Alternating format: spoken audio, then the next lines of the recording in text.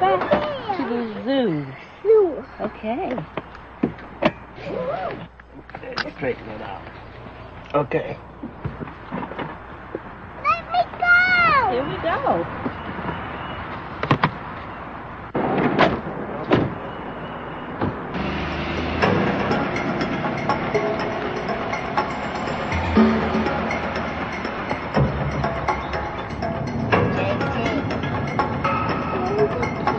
Hello?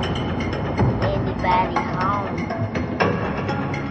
I don't remember none of this. None of this from last year. Jasmine, would you leave JT alone, please? Can you help me out here, Stephanie? I'm a little lost. I thought you knew where you were going.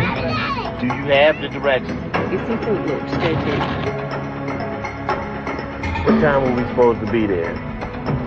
We're late. Do you want to stop and call someone? Keep going. Straight or right at this intersection?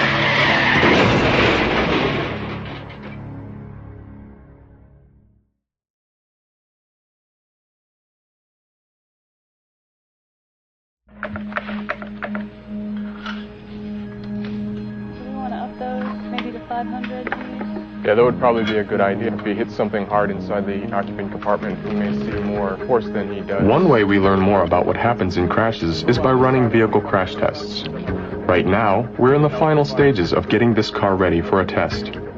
It's going to hit a barrier at 30 miles an hour, and the impact is going to happen very quickly. Then we'll go back and look at slow-motion film that lets us see exactly what happened in the crash.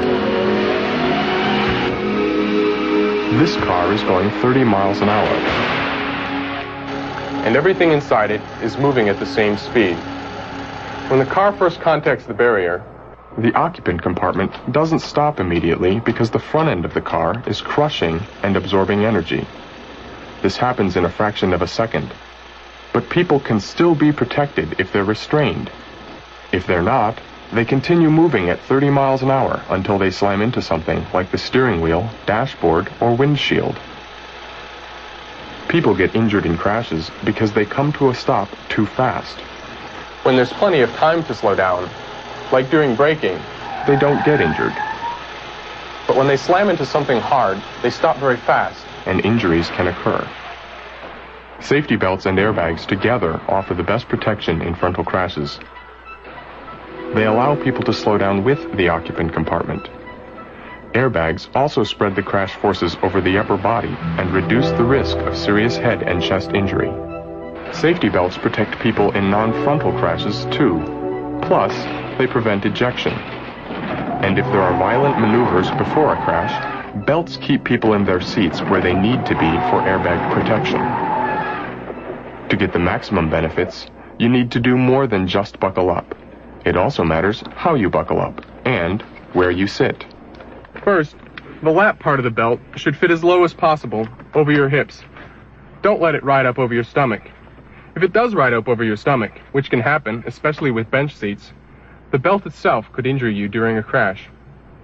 The shoulder belt should fit comfortably. If it rubs against your neck, check to see if it can be adjusted. You might also try adjusting the seat for a more comfortable fit. If this doesn't work, still use your shoulder belt. Don't ever put it behind you or under your arm. And don't let anybody else, including children, do this. A driver should position the seat as far away from the steering wheel as is comfortable for driving. The more distance, the less chance that your face will hit the steering wheel in a crash. And keep in mind, this can happen in a severe crash, even if you're using a safety belt.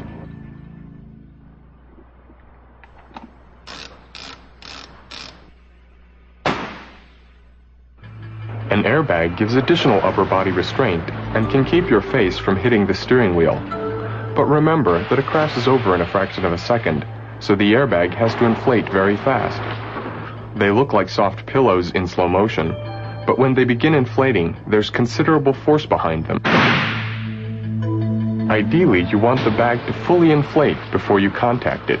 This is another reason to move your seat back as far as it's comfortable, away from the path of an inflating airbag. Once it's inflated, it provides an energy-absorbing buffer as it deflates. Something else to remember, is not to drive with your arm across the steering wheel. The reason is the same as why you sit back and away from an airbag. The initial inflation force can be enough to break your arm.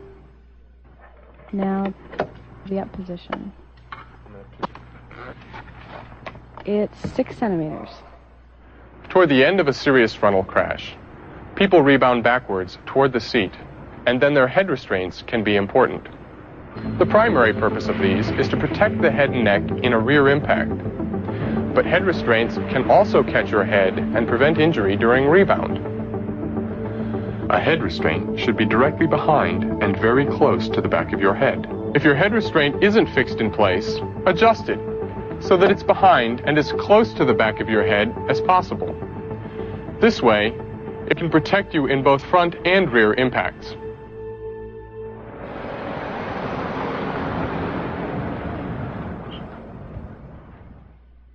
So far, we've been focusing on the best protection for drivers, and most of it applies to adult passengers too. Then, there are some different steps for children. Ideally, infants and young children should always ride in the rear, where the risk of injury is lower. If there's a passenger airbag, rear-facing restraints should never be placed up front, because if the airbag inflates, it can hit the back of the restraint with enough force to seriously injure the baby. When infants graduate to child seats, they should still ride in back. Make sure the restraint is tightly secured to the vehicle with a safety belt, and the child is buckled in too. When children get too big for their child restraints, they may use booster seats to raise them up and get a better fit into an adult safety belt. Or a child may be big enough to use an adult belt without a booster. Just be sure the lap belt fits low across the hips and the shoulder portion is comfortable. Don't ever put a shoulder belt behind a child or under the arm. Remember, the rear seat is still the safest. Only if there's no choice should a child ride up front. And if there's a passenger airbag, it's very important to remember that the force of an inflating airbag can cause injuries. So move the vehicle seat back as far as it will go to keep the child away from the airbag. And for the same reason, don't let a child sit forward on the edge of the seat like some kids want to do. And remember this especially. Never place an infant restraint up front if there's a passenger airbag. Riding unrestrained has always been the biggest hazard for both children and adults. Safety belts and airbags are saving lives and preventing serious injuries. If you take these few extra steps, you'll be in a position to get the maximum benefits from your restraints. So remember the basics. Buckle up properly. Sit back so you're away from the steering wheel and airbag. Check your head restraint. And make sure infants and children are restrained properly in rear seats. Making sure everyone is effectively restrained is the best way to reduce your risks in the crash.